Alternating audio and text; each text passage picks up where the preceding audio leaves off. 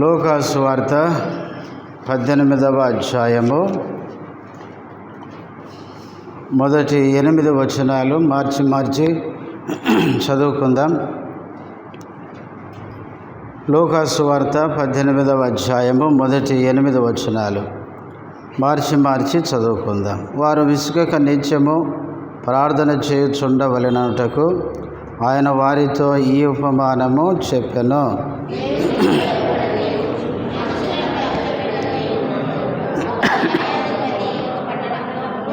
ఆ పట్టణంలో ఒక విధవరాలును ఉండెను. ఆమె అతని యొద్దకు తరచుగా వచ్చి నా ప్రతివాదికిని నాకును న్యాయము తీర్చుమని అడుగుచూ వచ్చెను గాని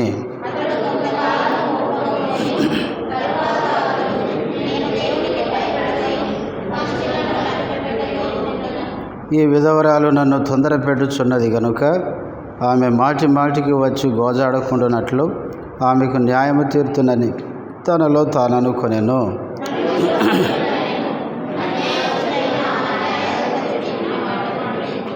దేవుడు తాను ఏర్పరచుకున్న వారు దివారాత్రులు తన్ను గూర్చి మొరపెట్టుకొనుచుండగా వారికి న్యాయము తీర్చడా? ఆయన వారికి త్వరగా న్యాయము తీర్చును. వారి విషయమే కదా ఆయన దీర్ఘశాంతము చూపుచున్నాడని మీతో చెప్పుచున్నాను. ఆయనను మనుష్య కుమారుడు వచ్చినప్పుడు ఆయన భూమి మీద విశ్వాసము కనుగొనున. ప్రార్థన చేసుకుందాం.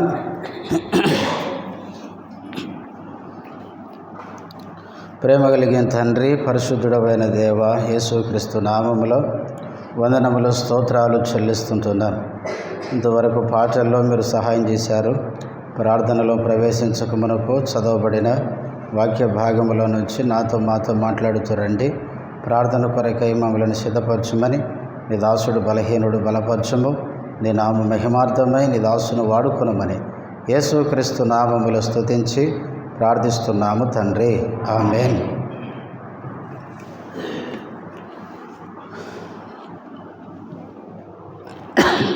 మనము పోయిన వారము ఇదే భాగాన్ని చదువుకొని కొన్ని తలంపులు మనం జ్ఞాపకం చేసుకున్నాం.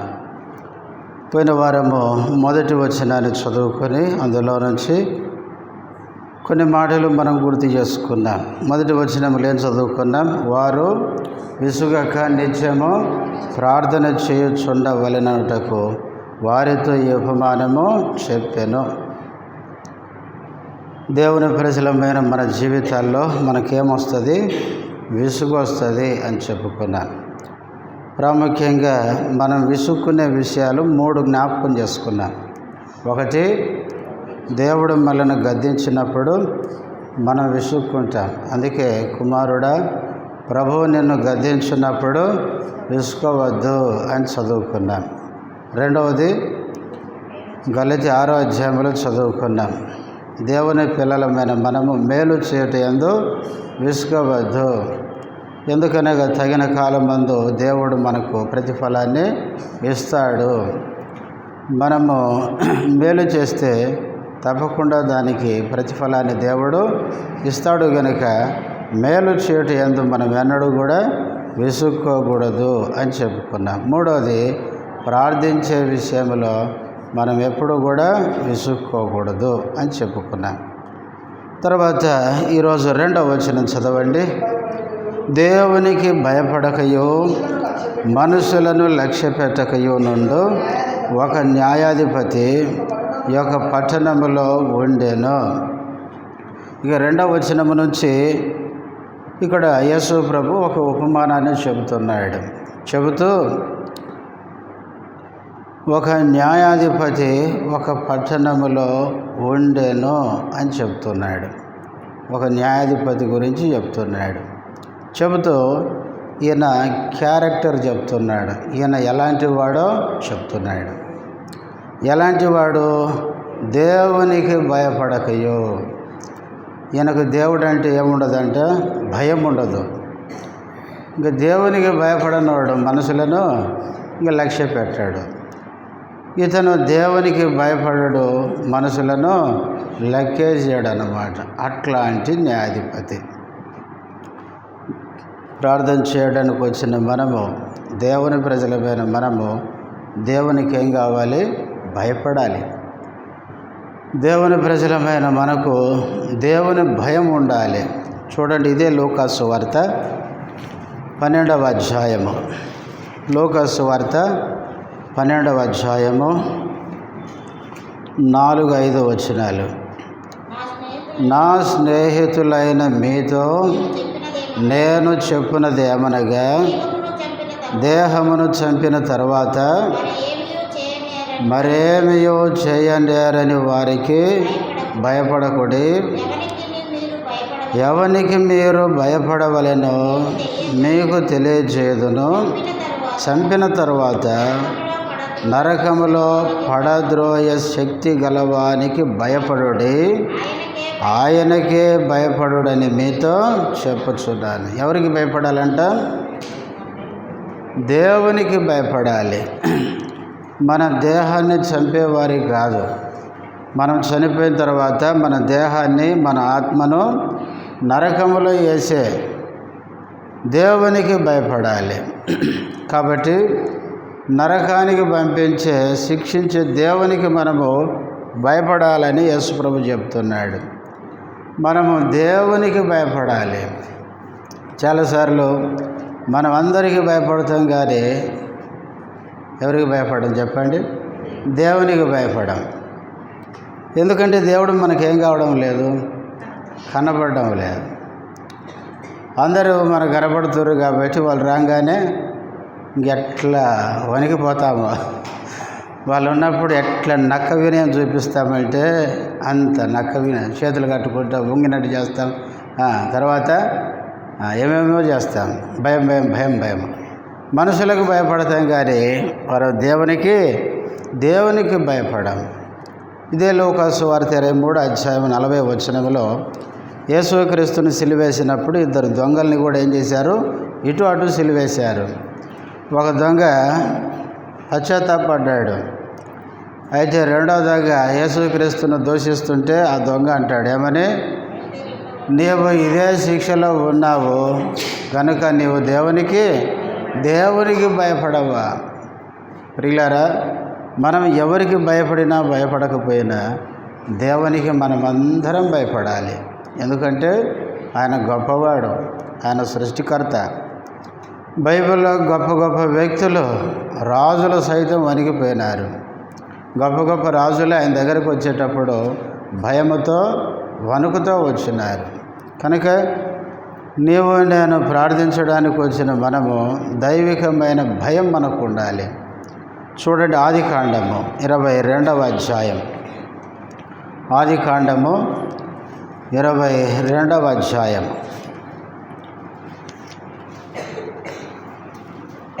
22వ అధ్యాయము 11 కూడా చదవండి.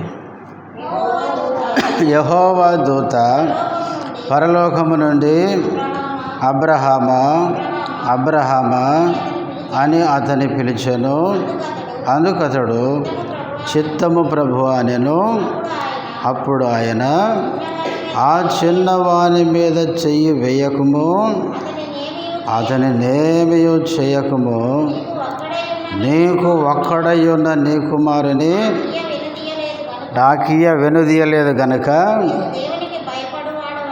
నీవు దేవునికి భయపడువాడవని ఇందువలన నాకు కనబడుచున్నదనెను. ఎవరండి మాట చెప్పింది? యెహోవా దూత అంటే దేవుడే. అబ్రహాము గురించి దేవుడు చెప్తున్న మాట ఏంటంటే, అబ్రహామా నీకు ఒక్కడయ్యున్న నీ కుమారుని నాకు ఇయ్యడానికి తీయలేదు కనుక ఇందు మూలంగా నాకు భయపడువాడవని నాకు ఏమన్నాడండి? కనబడుచున్నది అన్నాడు. దేవుడు మనకు టెస్ట్ పెట్టాడు అనుకోండి, పరీక్ష. మనం దేవునికి భయపడుతున్నట్టు కనపడతామా చెప్పండి? దేవుడు మన గురించి ఇట్లా చెప్పగలడా? నా కుమారుడా, నిన్ను నేను చూశాను, నీ మాటల్లో, నీ ప్రవర్తనలో, నువ్వు చేసే పనుల్లో నాకు భయపడుతున్నట్టు నాకు కనపన్నావు అంటాడా? మందిరములు అంటలే. మనం ఉన్న దగ్గర, ఇంటి దగ్గర, వీధిలో, బంధువుల దగ్గర, తెలిసిన వాళ్ళ దగ్గర మనం ఎక్కడున్నా కూడా దేవునికి భయపడే వారంగా మనం కనపడాలి. ప్రియులారా, అబ్రహామును గురించి దేవుడు ఇచ్చిన సాక్ష్యం చూడండి. అబ్రహామా, నువ్వు నాకు ఎట్లా కనపడినావు అంటే, నాకు భయపడుతున్నావని నాకు కనపడింది. నిజంగా ఎంత గొప్ప సాక్ష్యం ఇది. తర్వాత ఇది ఆదికాండము 31వ అధ్యాయం. ఆదికాండము 31వ అధ్యాయము 42వ వచనం. నా తండ్రి దేవుడు, అబ్రహాము దేవుడు, ఇస్సాకు భయపడిన దేవుడు నాకు తోడై ఉండని ఎడల నిశ్చయముగా నీవు నన్ను వట్టి చేతులతోనే పంపివేసి ఉందువు.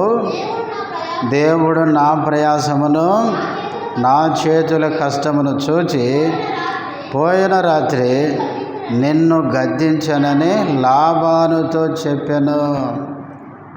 యాకోబు తన మామయ్య అయిన లాబానుతో చెప్తున్నాడు. ఏమని చెప్తున్నాడు? వాళ్ళ పితరుల గురించి చెప్తున్నాడు.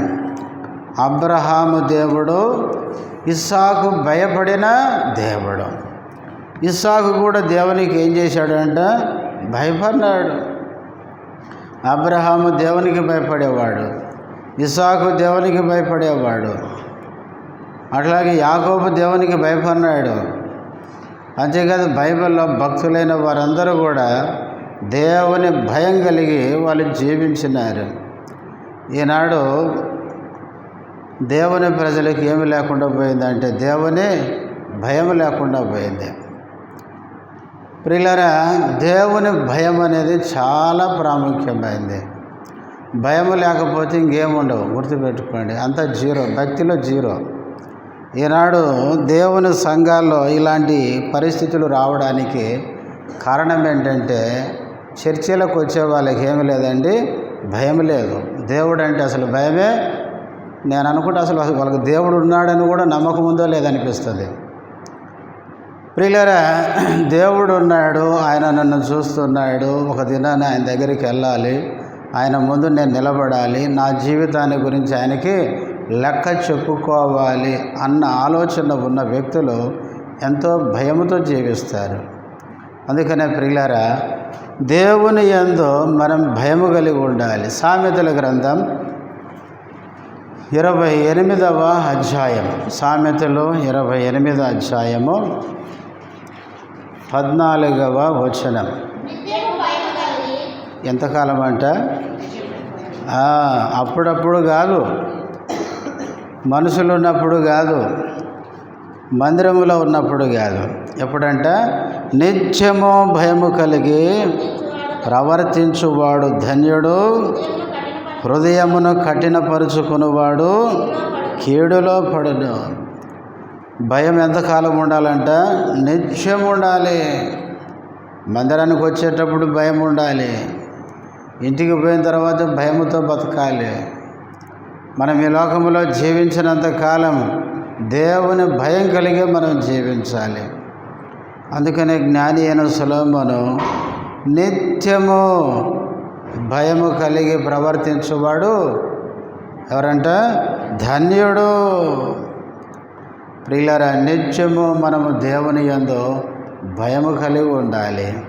నిజంగా దేవుని ఎడల మనకు భయం ఉంటే మనకు బైబిల్లో ఎన్నో మేళ్ళు ఉన్నాయి.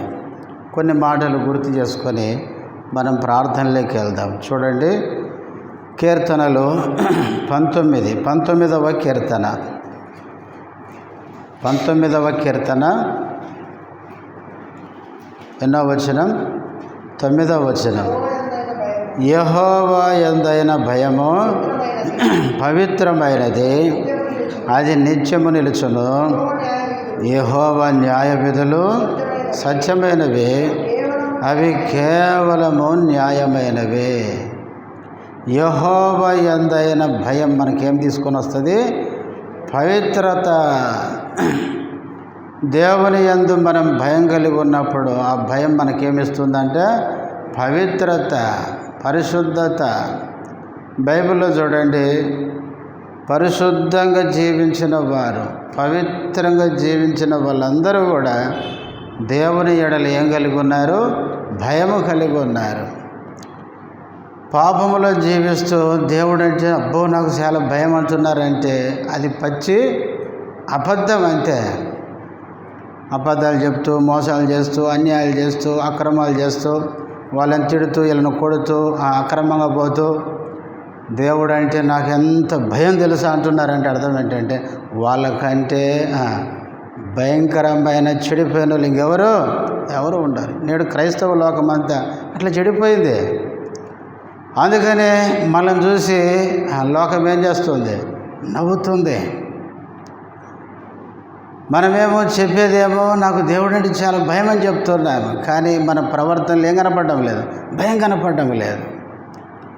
నిజంగా దేవుని ఎడల మనం భయం కలిగిన వారమైతే ఆ భయం అనేది మనకేం తీసుకుని వస్తుంది? పవిత్రత. దేవునికి భయపడేవాడు పాపం చేయాలంటే ఏమవుతాడు? భయపడతాడు. చూడండి 4వ కీర్తన, ఇదే కీర్తనల గ్రంథము 4వ కీర్తన 4వ వచనం. భయము నంది పాపము చేయకుడి, మీరు పడకల మీద నుండగా మీ హృదయములలో ధ్యానము చేసుకొని ఊరకుండుడి. భయము నొంది ఏం చేయొద్దు? పాపము చేయకుడి. మనం భయము కలిగిన వారమైతే మనం పాపము చేయలేం. యోసేపు ఎందుకు చేయలేదు ఆమెతో పాపం? ఆయన హృదయములో ఏముందంటే దేవుని భయం ఉంది. ప్రియులారా, దేవుని ఎడల భయం ఉంది కాబట్టి ఆయన అట్లా చేయలేకపోయినాడు. దేవుని ఎడల మనకు ఉండే భయం మనకు పవిత్రతను తీసుకొని వస్తుంది, పాపము చేయకుండా ఉండడానికి సహాయం చేస్తుంది. అందుకే యెహోవా యందైన భయము పవిత్రమైనది అని. అది ఎంతకాలం ఉంటుందంట? నిత్యము నిలుచును. కొంతమంది పరిశుద్ధత, పవిత్రత ఎంతకాలం అండి? ఈ 31 వస్తుంది కదా, తీర్మానాలు చేస్తాం. ఏమని? అయ్యా ఎంత తీర్మానాలు చేస్తామంటే నాకు తెలిసి జనవరి 1 కూడా దాటుద్దో లేదో కదా.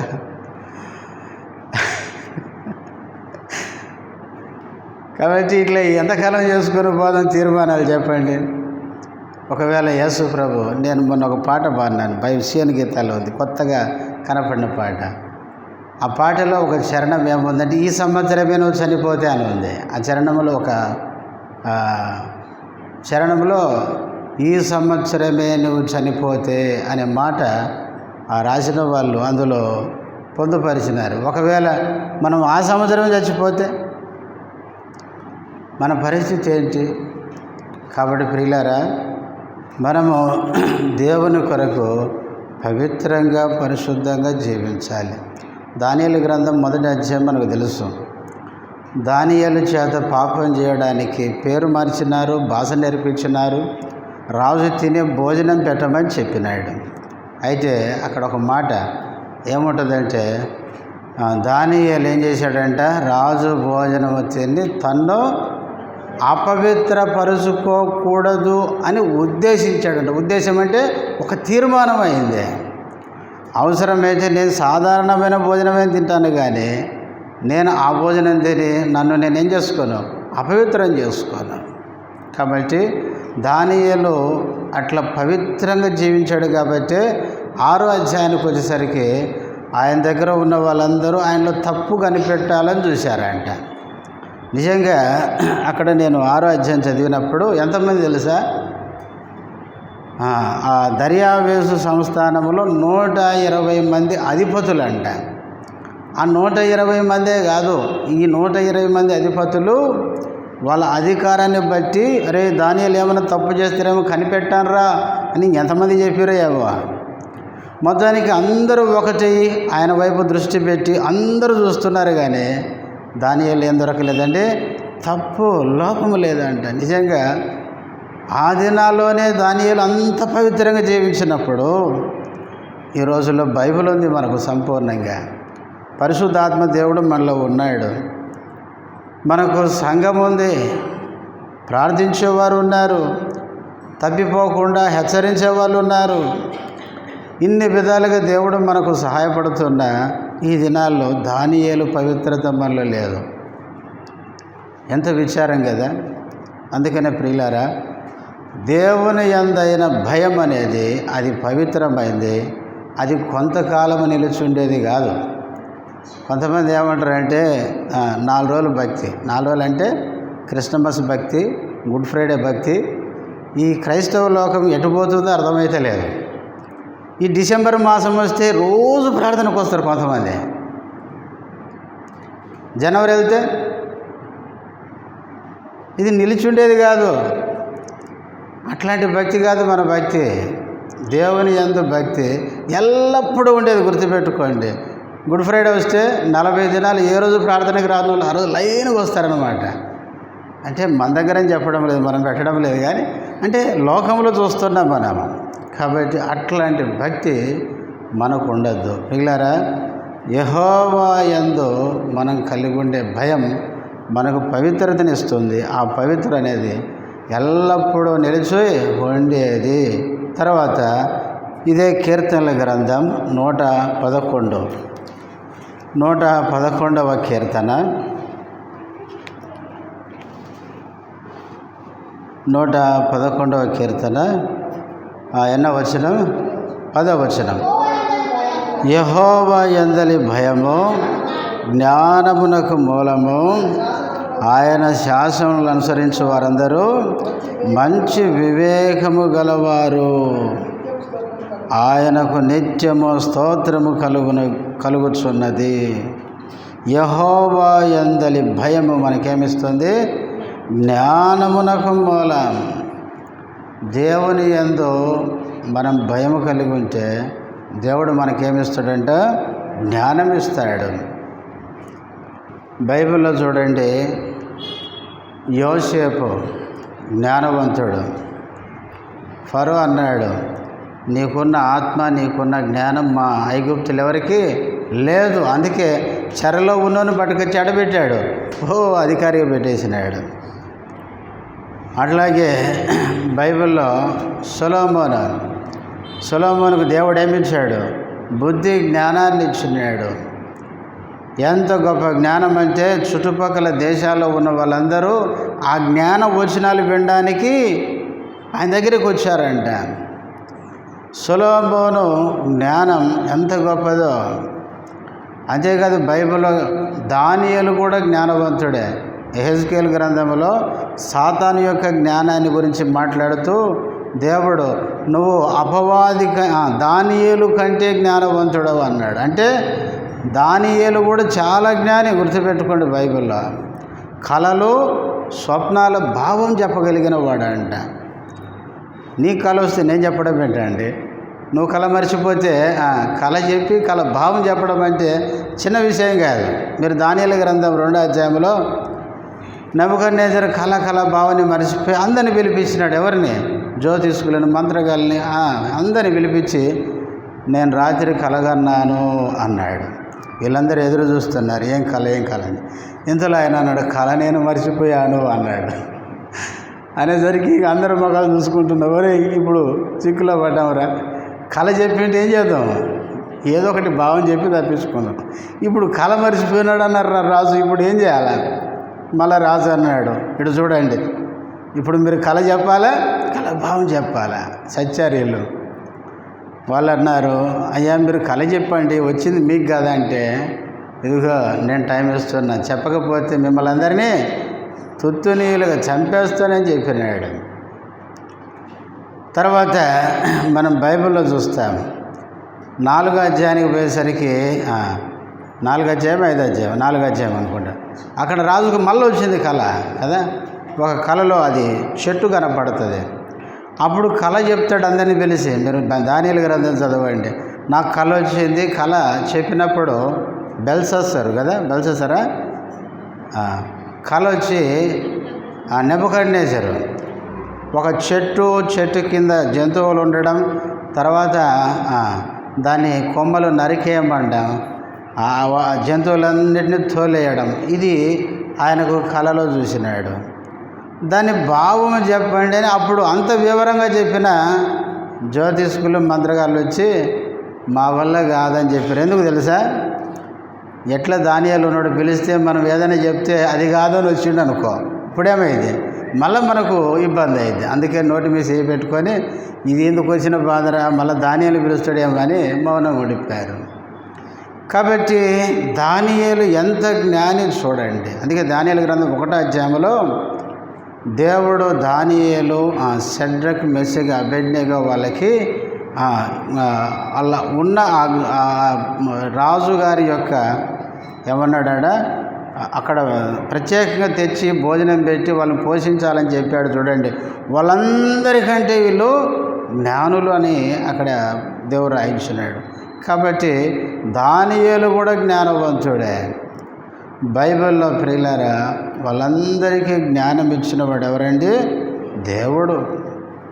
మనం కూడా దేవునికి భయపడితే దేవుడు నీకు జ్ఞానం ఇస్తాడు. యెహోవా యందైన భయము జ్ఞానమునకు మూలము. ప్రియులారా దేవునికి నువ్వు భయపడితే దేవుడు నీకు జ్ఞానం ఇస్తాడు. తర్వాత చూడండి, యెషయా గ్రంథము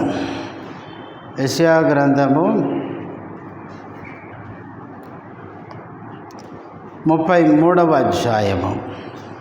యెషయా గ్రంథం 33వ అధ్యాయము 6వ వచనం. నీ కాలములో నియమింపబడినది స్థిరముగా నుండును, రక్షణ బాహుల్యమును బుద్ధి జ్ఞానముల సమృద్ధియు కలుగును. యెహోవా భయము వారికి ఐశ్వర్యము. మూడవది దేవుని ఎడల భయము మనకేం తీసుకొని వస్తుంది? ఐశ్వర్యాన్ని. ప్రియులారా దేవుని ఎడల మనం భయం కలిగి ఉన్నప్పుడు దేవుడు మనల్ని ఐశ్వర్యవంతుల్ని చేస్తాడు. అంటే ఐశ్వర్యం అంటే ఏదో ధనము ఆస్తులు ఇస్తాడని కాదు, కానీ ఒకవేళ వాటిని కూడా ఇస్తాడు. వాటికంటే ముఖ్యంగా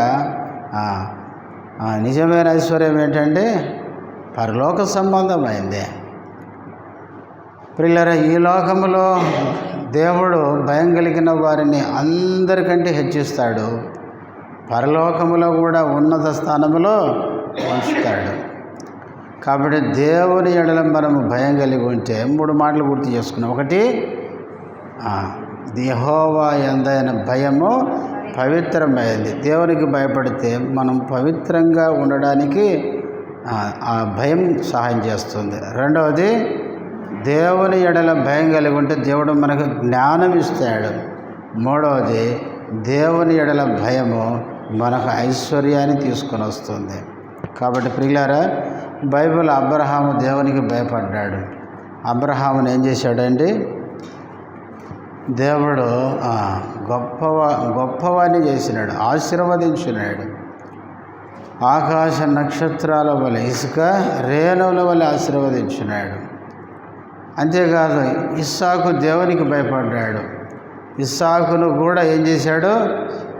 దేవుడు అంచెలంచెలుగా క్రమక్రమంగా గొప్పవాణ్ణి చేశాడంట. దేవుడు ఇస్సాకును కూడా ఆశీర్వదించినాడు. అట్లాగే బైబిల్లో యాకోబు కూడా దేవునికి పడ్డాడు. యాకోబును కూడా దేవుడు ఏం చేశాడు? ఆశీర్వదించాడు.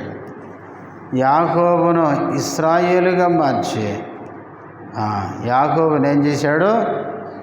నన్ను ఆశీర్వదిస్తేనే అంటే దేవుడు ఏం చేశాడు? ఆశీర్వదించాడు, ఇశ్రాయేలుగా మార్చినాడు.